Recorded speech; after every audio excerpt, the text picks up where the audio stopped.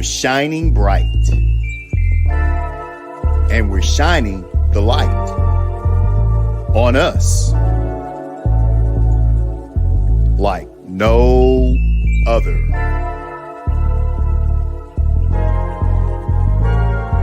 Neighborhood Planet. Our neighborhood, our world.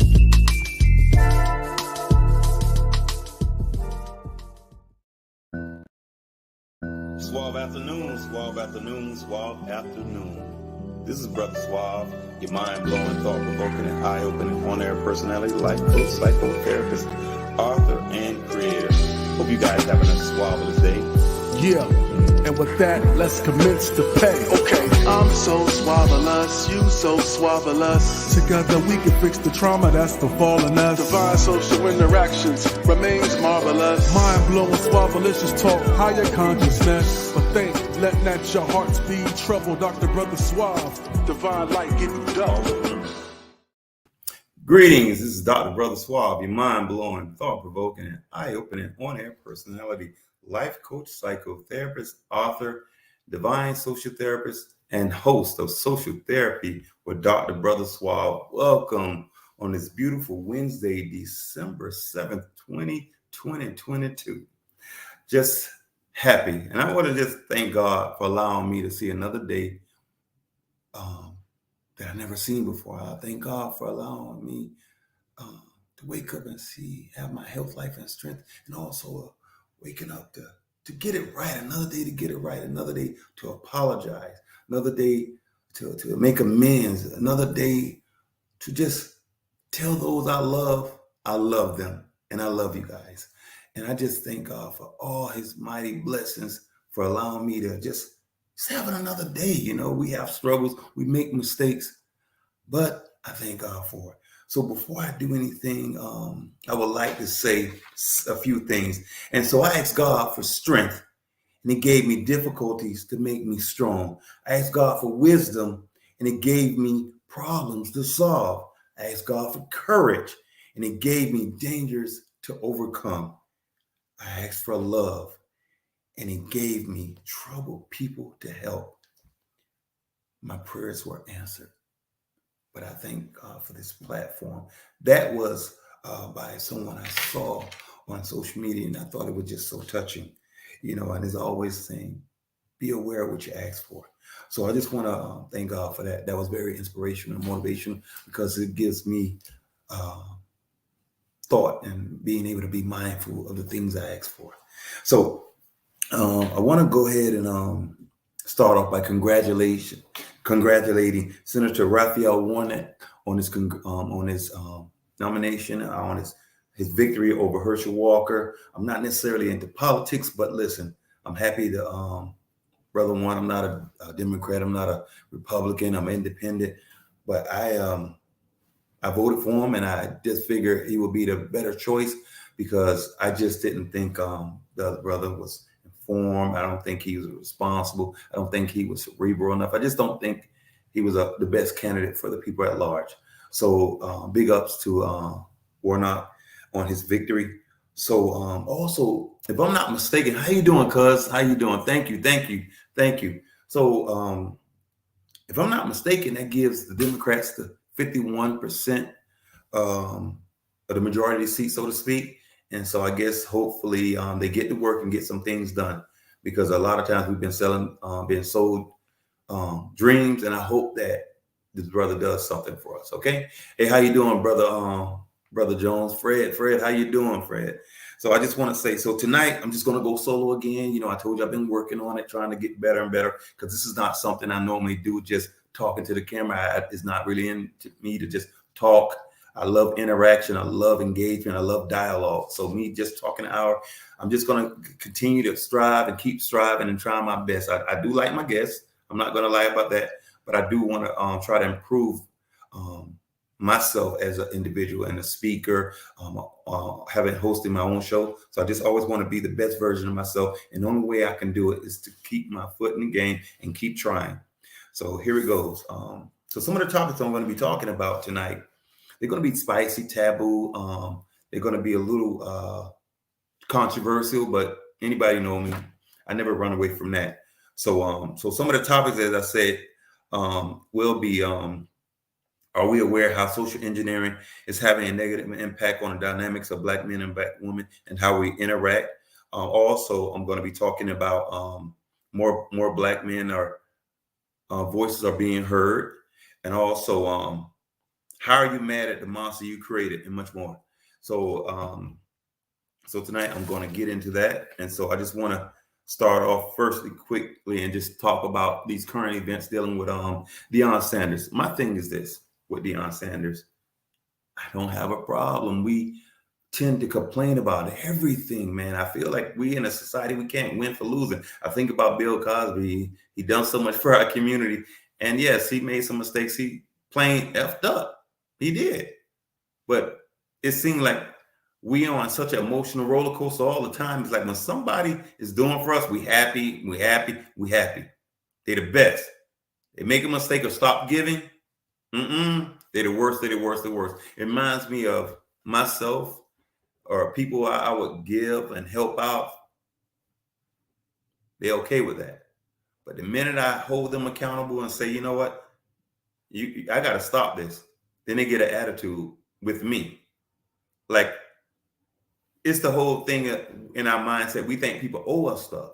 And so I'm thinking about the situation with Deion. Listen, I don't know his agenda. I don't know his heart. But the main people who do all the complaining are the people who don't make investments into other people.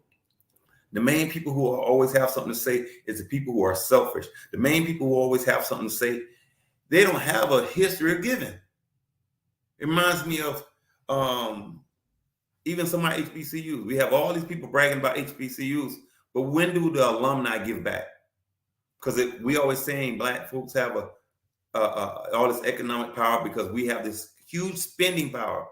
What about giving back to our HBCUs? How many of us will give back to our jobs? How many of us will cut our salaries? I'm just asking. But this man has brought recognition. He's given. He didn't have to do it, but he did.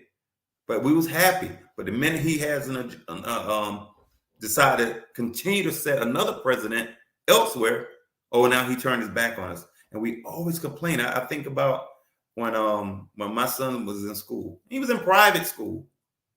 And I remember in Florida when they was having an FCAT, I see all these people who children would benefit if they went out there and went to Tallahassee on the Capitol and fought. No, they wouldn't. They sitting back reaping the benefits for the people who were fighting. I didn't have any stake in the game, but I cared about other people. So I would give, just like me giving 20 years of Opelika crime prevention without receiving one penny.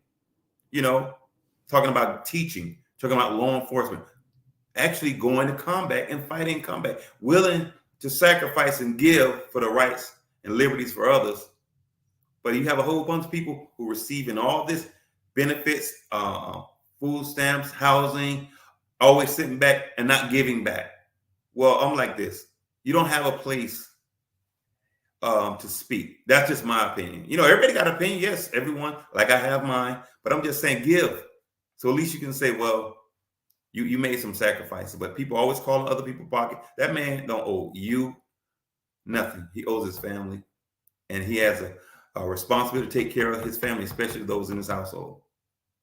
And people spending more time complaining, you know, but when he gives, you're happy. The minute he makes a decision, maybe in the best interest of self or his own personal agenda, how you doing, Kenyatta? We have something to say. So that's what I just wanted to start off. So the next particular thing I'm going to be talking about, and again, I'm going to say some things I would like for everybody's coming on, Kenyatta, Wanda, Fred, if you have any comments, be more than welcome. I just was starting off the show. If you have anything to say, please feel free. So next one of the things I want to talk about, are we aware or at least have some idea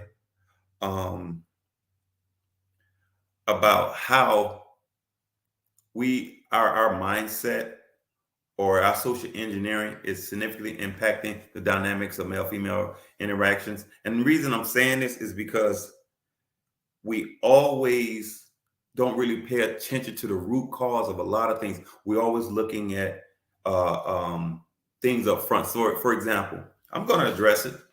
And anybody know me, I'm not biting my tongue for nothing. We always saying These dudes are so sorry. They don't do this, they don't do that. Because we're looking at the presenting problem, but we're not looking at the root. How do they get there? Who's raising them? Maybe we don't realize that learned behaviors are learned behaviors. So how do you expect these guys to be men if they don't have men around? We always saying how, but we're not looking at where do we come from? Where do we our environment? How do we did we see anything to model? So being understanding this social engineering is we're being modified in the way we think, where we process things, where we act, where we communicate, our integrity, our leadership. And so when I talk about these particular areas, it hurts. It has a negative impact and outcome. How you doing, Renita? Appreciate you. An outcome and results. So what happens is the perspectives. Okay, a perspective of a male and a female. We have, that's why they say Venus and Mars. We see things differently. We our corpus callosum, our brain, we process things differently. That's why we need each other to balance each other. But when it's no balancing is a term that I made up years ago. It's called the matriarch household mentality. So if you have a child only learning everything from a female perspective, there's really no balance in terms of how he perceives, communicates, reacts, because all these are leading up to characteristics that's consistent with one particular gender, and the gender is those females. And it's not saying anything about orientation, has nothing to do with their sex or whatever they're interested in. It just has to learn certain behaviors. Like, for example, I'm going to give this example. Let's say the kid only seeing auntie, grandma, and mom. And so he's riding there, sucking his tongue. Nobody's really paying attention because this is a normality based on everyone's around there. The females, mother, grandma, auntie. So everybody's sucking their teeth. So that male child is doing it. Nobody's paying attention. But let's say a man comes in there, like, hey, son, don't do that. Don't do that. How you doing, Gene? What's going on? Don't do it.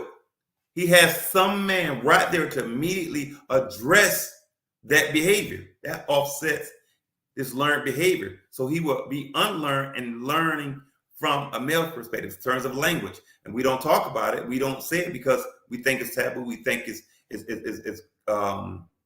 saying things about our women. No, we're addressing the issues. And that's all.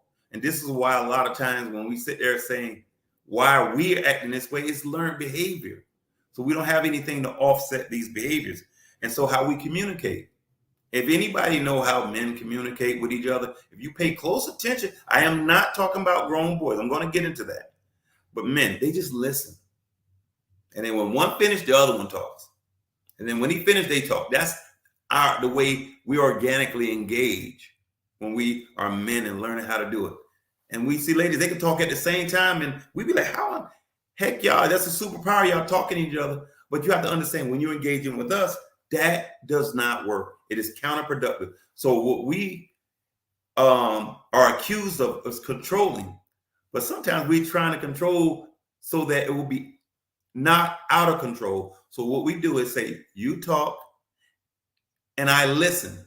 I'm not thinking, I'm just listening. And then when I talk, I want the same in return. And we know that creates a lot of issues in terms of the dynamics of how we interact with each other. And it's always being perceived as a negative instead of looking at it and learning. How you doing, Sabrina? That's for y'all. That's my story right there. The old saying, female can raise boys, but it takes a male to raise men. I'm going to correct that. It takes a man to raise men, but I appreciate and I understand it. And this is the thing, is how we think differently. You know, these are little things that we overlook. And what happens is anything, as I've said many times, anything that goes unaddressed and progressively gets worse. Progressively gets worse. So this is looking at then when we used to see families, male and female, husband and wives, that was the majority of this pie. What is this? What it looks like now? We have normalized single parenting. And yes, you can say, well, the guys are abandoning their families.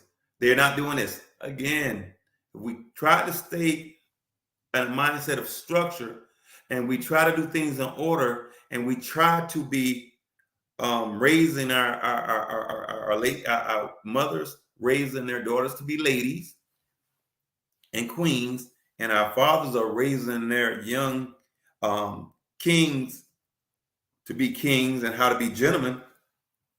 I'm telling you, it will work out. And I remember my dad used to say, "You stay in your lane, and I stay in my lane. We won't have any accidents."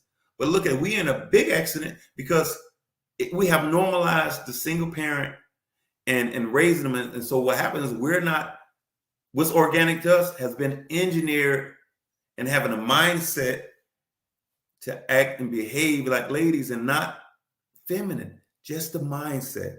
And so what we're not communicating. We having this so much resentment. We used to always forgive and like dudes a fight and get it over. Hey, what's up, man? No.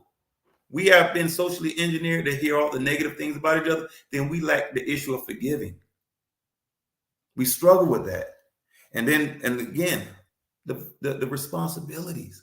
Again, when our families are intact, we can always communicate and talk about the responsibilities of the core family value system. And those are generational mores, and we can continue to talk about that. And so what happens is that father would teach that young man, young boy, young male, young prince, how to be responsible, how to make sacrifices, how to stay committed, how to do what he needs to do to protect his house, his family, how to provide for them. And then on the other side, the ladies are teaching their little queens, their little princesses, their little ladies, how to be ladies, how to act, how to be kind, how to respect, how to be gentle, how to speak with kindness. And so what happens is this is family teaching. But what's happening is we're so fixated with the idea of marriage, but a lot of us haven't never had that in our life to model that behavior. So everybody wants to be a wife, everybody wants to be a husband, but nobody had them in their life to model that. And I think these are some of the things we have to really confront ourselves. We spend a lot of times wanting to be in a situation, but not wanting to put in the work. That's an issue. And then also leadership. Our women have done a great job in terms of leadership outside. But you have to understand how important leadership and maybe who was ordained for those things. Now, I'm not going to knock any woman who has to do what she has to do. That's being a responsible adult. Write that down. That's being a responsible adult. But when you're doing it by default, because there was a poor decision made by doing things out of order, don't act like that's something that you did was great. You're responsible. You have to do it because that's your responsibility to raise that child and take care of that child. You understand? Those are the things. And so now you look at how when you overcompensate by trying to make sure that little boy feels good because his father's not there, overcompensation is never good. And I noticed that you make a real commitment in raising those girls, teaching them how to say, don't never depend on no man. Make sure you go to school. Make sure you be responsible. Well, guess what? We need those stories too, because we already missing someone that looks just like us. So we need those lessons. We need that investment. We need that nurturing. We need that understanding when that father is not there. And a lot of times we show a lot of warning signs that we're not going to be there.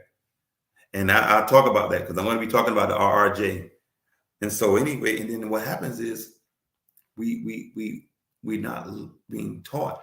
We're not being responsible because we're not having the demands that's placed on us when we don't have a father in our life, like our sisters being responsible, getting credentials, having good credit, and just doing everything because you are raising them. Everyone knows this. This is no conspiracy. This is an in-house thing. And we have to recognize this. We got to stop sitting there and say, oh, somebody. No, it's us collectively. And so then when you hear the lack of integrity goes on with us. We have to admit when we're wrong. We got to put that ego aside. When we're wrong, just say you're wrong. That's it. You know, and because I take my time, I do my research, and I pay attention to a lot of things. How you doing, cuz? How you doing? That's my cousin. Thank you for your support. And again, you guys listen, feel free to engage. So anyway, so what happens is when we're not forced to be responsible, we lose in character. And so guess what? We're not prepared to be husbands. Now I understand. When you want something that's in the best interest of your child, I love that. Integrity coupled with accountability. Exactly. Thank you for that. When you're struggling with integrity, trust, you don't like to be held accountable.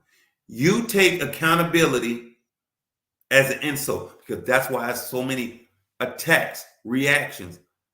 And the only people doing is trying to hold you accountable because they seeing what you're doing. Nobody's making this stuff up. So a lot of times you guys really got to stop all that playing victim. And so many times our society at large makes doing a lot of complaining. And again, I'm just going to call it out. Complaining about things. So what I'm going to do is address the issues. Complaining about these outcomes. And I see, and I'm just going to say a lot of women are complaining about the outcome. And I say again, who's raising us? Because I'm going to just tell you, let's say I'm the biggest bum. And you say, you know what? Your interaction, your presence is counterproductive to our child. And you make a executive decision to say go, because I am toxic towards that child. So you're raising him, doing a great job. But just remember, you're raising him. So no matter how absent I am, I'm not impacting the child except from the part that he may want to have that connection with his father. But understand who's raising them. So when it comes to those value systems, those theories, philosophies, perspectives, you got to take ownership. So, Brother Brandon, thank you, brother. So people don't want their illusion destroyed by the truth. Absolutely. So what's happening is, like I said, a lot of brothers are having voices out here and speaking certain things. And so what's happening is these perceptions, these illusions are being destroyed. Because now, like the brother's saying, this accountability issue. Integrity. So when people are held to accountability, they're either going to accept it or they're going to react. And that's where that displaced aggression and anger comes in terms of reacting. Because again, people are not making this stuff up. And there's no hatred, just love. Because if you look at it, the people who love you, they're going to address it. The people who don't say anything. So many of our behaviors and are a direct result of us not having a father in our life. And again, we don't have responsible fathers, a responsible man in our lives. And yes, it's easy to say, y'all be leaving and abandoning these children. But again, trust. Who's raising us? And so when you don't marry or couple with a responsible man, you have nobody to blame except yourself, because there's so much we can hide. And a lot of times you don't see a car. You don't see we have our own place. You don't see we having a stability. Why move forward? And people always saying it's hard you can't help who you fall in love. Well, first of all, when you see those things absent, why move forward? Why move forward? It makes no sense for a grown man to be at a certain age and don't have any levels of stability. And I'm not talking about having all this money, all these expensive cars, just being able to at least take care of himself, provide a shelter. It could be in a garage, it could be anywhere. And let me tell you something, because I'm going to tell you, when I was on my grind, and things were very hard. I went through a lot, but I prioritized. Yes, Dr. Brother Suave lived in the garage. I paid $600 a month. It wasn't even, I don't even think 200 square feet, but I made it work, and I always maintained my independence. So you do what you have to do. But if a person not willing to make sacrifices, at least provide for themselves, how in the HE hockey stick you think he's going to be an asset? Be coming in a liability. So again, you want to blame a lot of people, But you got to take responsibility when you allow people to be in your space. Brother Gene was saying they turn a blind eye to many things, and it's called ignoring the red flags. Absolutely. It's a major red flag when I'm a grown behind person and I have no type of ability to provide for myself. What type of what do I have to offer except a Johnson? And if a lot of times the standards are low, maybe that's what you're accepting, you know? So I guarantee we show a lot of signs, but again, you ignore them. And I think a lot of times you want the image of a family, you know, the pictures. So if people see it, so you got your kids, you got your house, you got your career, you're just looking for a Joe, and you bring it right in there and take those pictures. Now, bada, you got an instant family. Yes, we know how you do it. Trust, those pictures are not manipulating or fooling a lot of people. Again, you know, and I remember players that play the fool that think they fooling them. But again, you have to consider all these things when it doesn't turn out the way you try to manipulate yourself to get in that situation. Because like Kenyatta said, yes, ignoring the red signs will cost you. You know what? I'm going to tell you this because, again, a lot of times we as blacks try to have the ideology of whites. So I'm going to say this. Like me, anybody know I'm about prenuptials. I will say it, and I will say it. And people say, why are you doing prenuptials? I'm not interested in taking L's. And also about being responsible by leaving a legacy for my seed, my kids. And a lot of times people say, oh, why you all this? And I like, let me put the shoe on the other foot. You ignoring them red signs. You have the house. You got the car. You got the 401k. You got your bank account. You got kids. And you're so blind that you're the bag and you're not protecting that by getting a prenuptial because there's a high probability that this situation will come to you. You will end up moving this guy in and taking the L because divorce rates are high. And so what happens is you enable, and next thing you know, you're not responsible, and the guy's taking your children's future because you're not making wise and smart decisions. But you're not thinking because, again, you think in a way that's not conducive to your benefit and your future and your children's future. You have a responsibility. But hey, so I make sure. And so what happens is you're so fixated on being in these relationships and marriages without doing research and doing your due diligence about protecting your family and the future and your finances. You make these poor decisions. And this is what I was saying earlier, because you got caught up in the RRJ process. And that is to romanticize, rationalize, and justify. You romanticize about being in these marriages and never had nobody to model a marriage for you. You just fantasize about it, and you romanticize about it, and you rationalize, just rationalizing, well, he'll get it together. I'll work it out. And you justify when you mess up and like, dang, he didn't hit me. Because I'm going to tell you, a lot of times he's a liability and and you're responsible for that. So he's had access to all your 401ks, and you better ask some of them sisters out there who have experienced that. And again, like Kenyatta say, those ignoring those red signs will definitely cost you. But, you know, it is what it is. And like I say, I'm not saying anything to hurt. I'm not saying anything to attack. I am addressing things that you guys know that's happening and don't want to say it, but you're thinking it.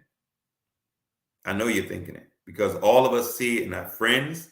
We see it in our family members. We see it through other people's friends and family members, but we got to stop pretending this stuff is not real.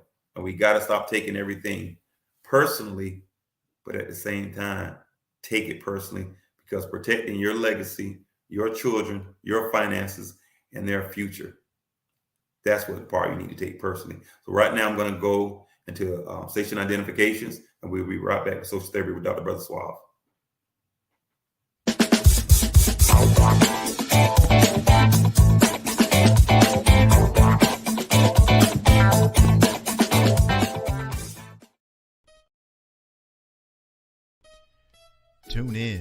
stream live now. Social Therapy with Dr. Brother Suave, the podcast, is now being broadcast on NPN Voice. NPN Voice can be found on Apple Podcast, Google Podcast, Spotify, SoundCloud, and now on Audible and Amazon Music, and anywhere you listen to your favorite podcast. Social Therapy with Dr. Brother Suave, the podcast, now on NPN Voice. NPN Voice. Got voice. You heard?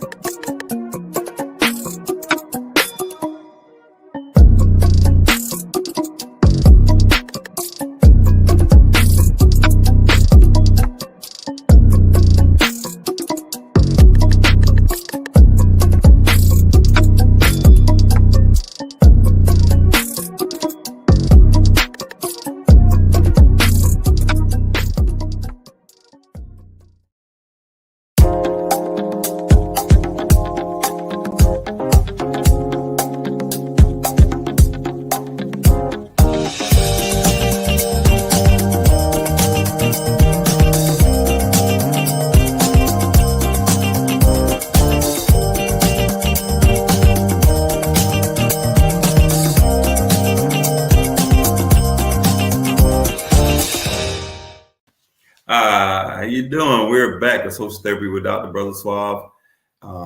Being able to come back and just continue what we were discussing about these taboo, hot, spicy, mind-blowing, thought-provoking, and eye-opening subject matter.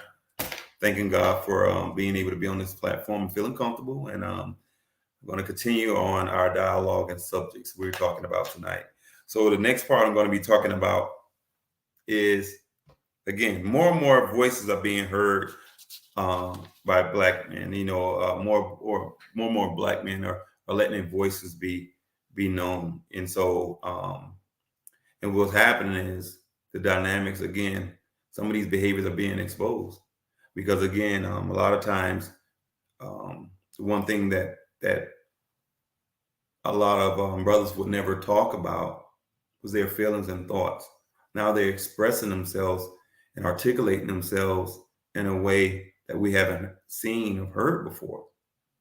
You know, so what's happened is a lot of things have been exposed, and this is why education is so important.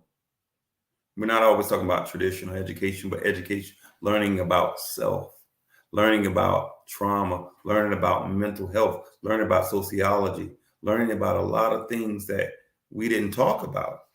And so a lot of behaviors are being exposed. And here's the taboo thing. Again, like I say, the average brother, the majority of us are raised by women. The best they could. They're loving us.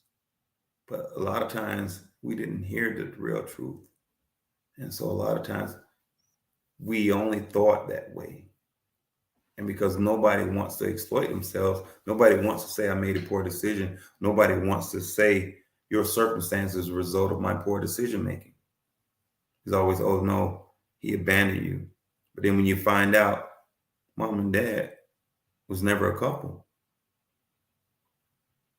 Mom was a slider. Yeah.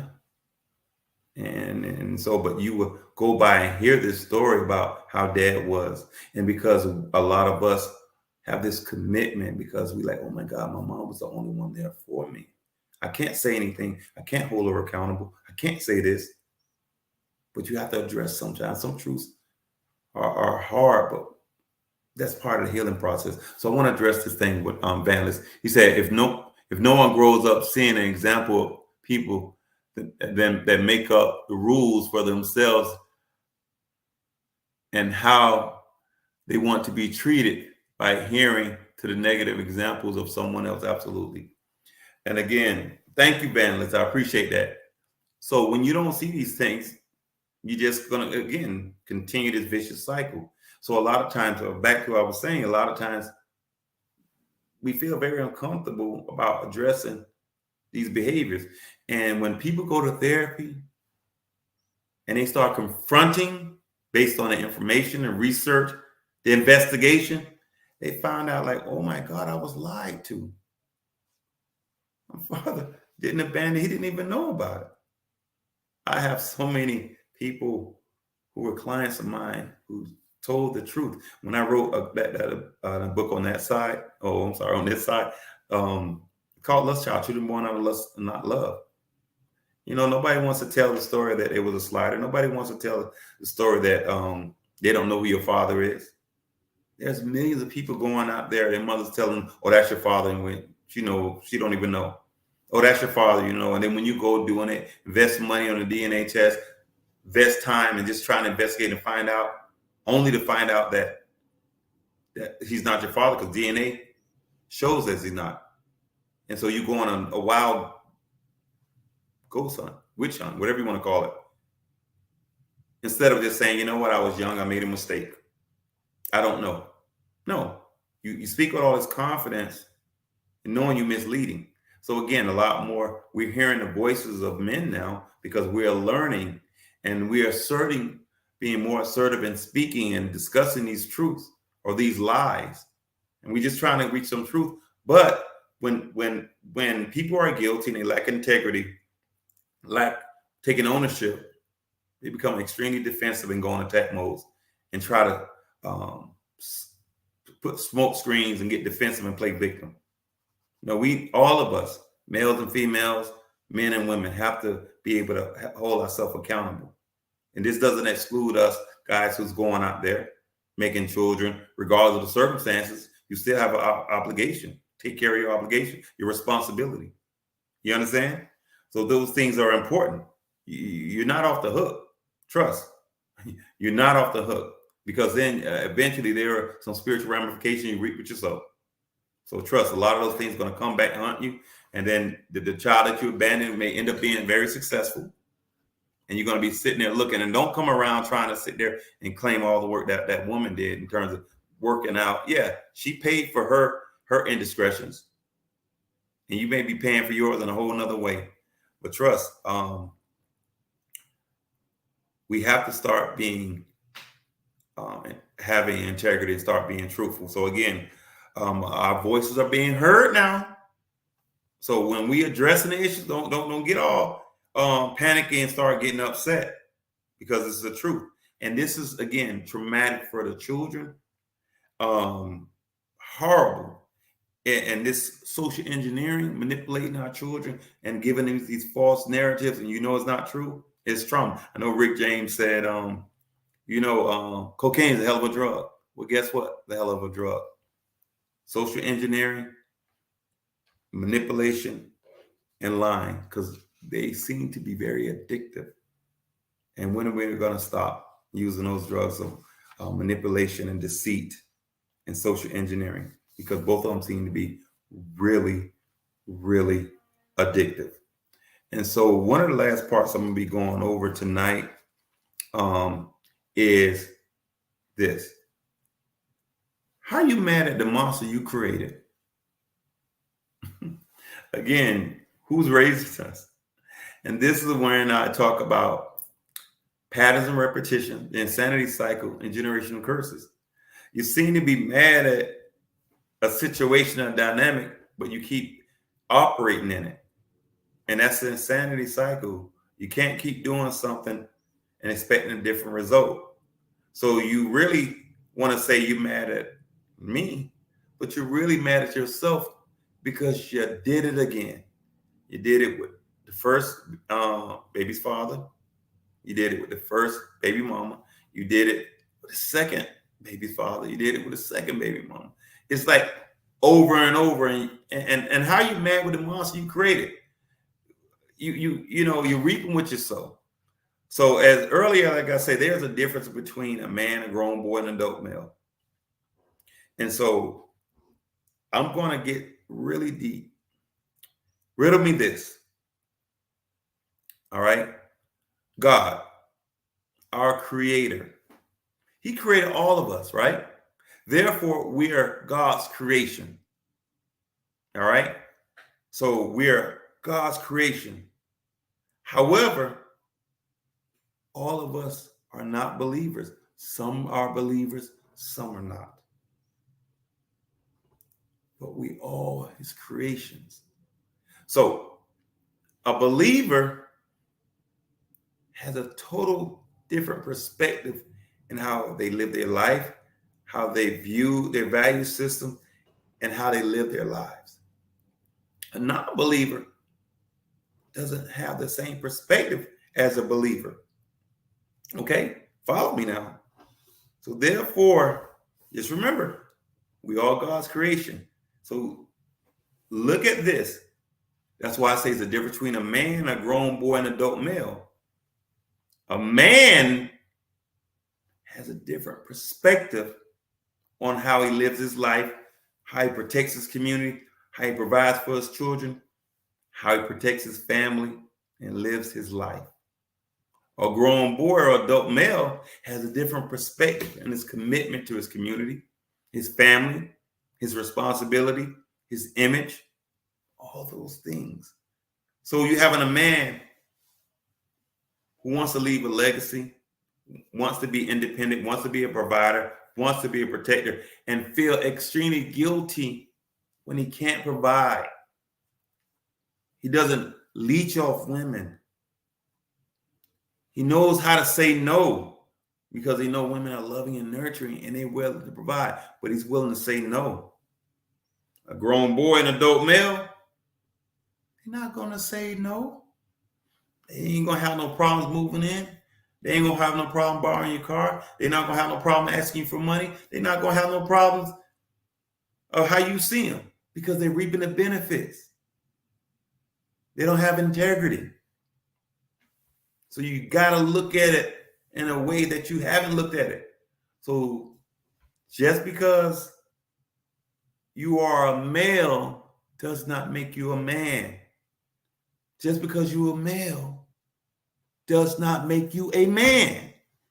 You're a grown boy and adult male. Having a beard, muscles, facial hairs, all that don't make you a man.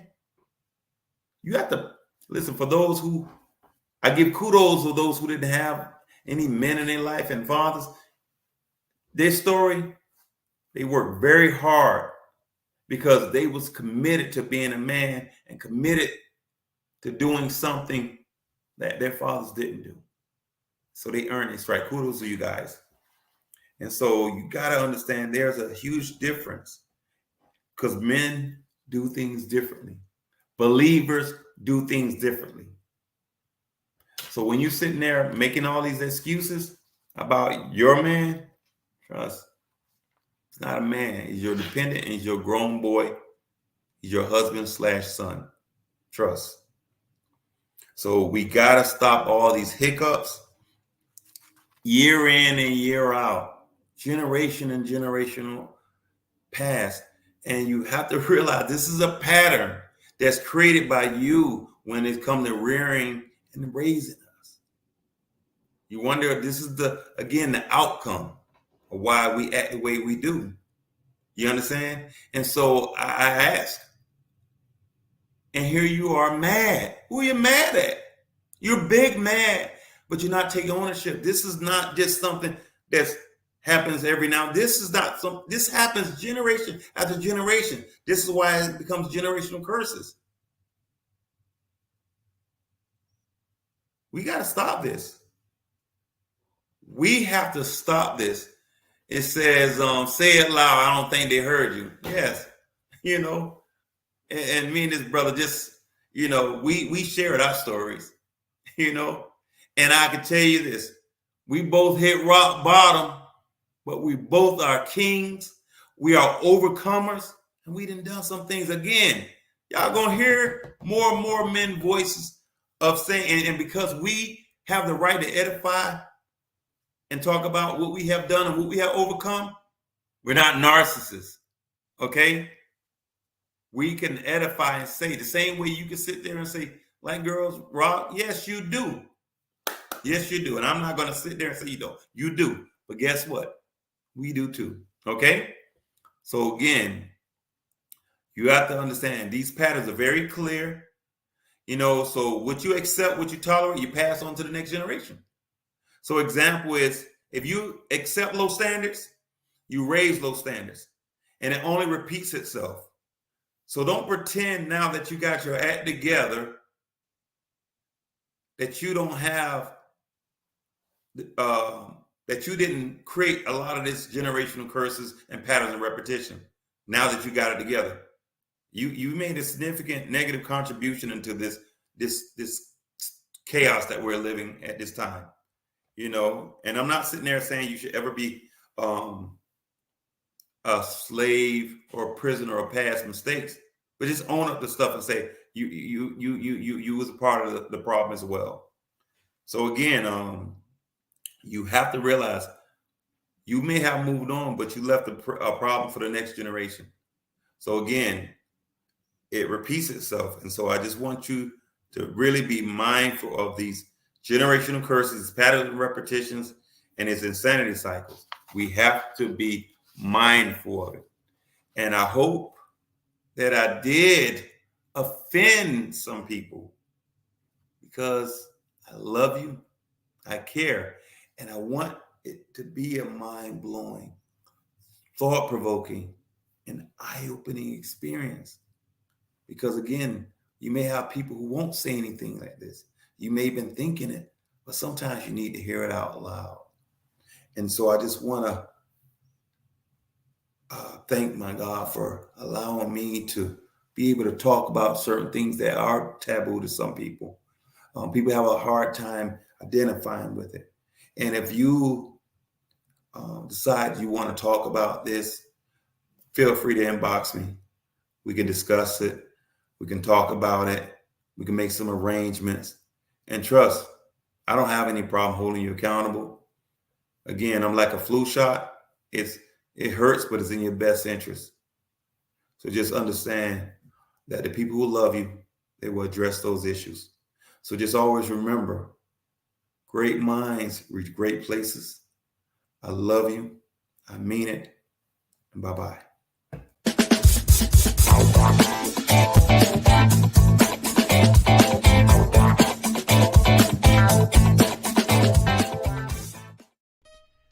Tune in and stream live now.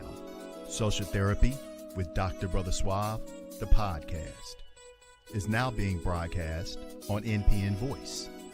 NPN Voice can be found on Apple Podcast, Google Podcast, Spotify, SoundCloud, and now on Audible and Amazon Music, and anywhere you listen to your favorite podcast. Social Therapy with Dr. Brother Suave, the podcast, now on NPN Voice. NPN Voice. Got voice. You heard?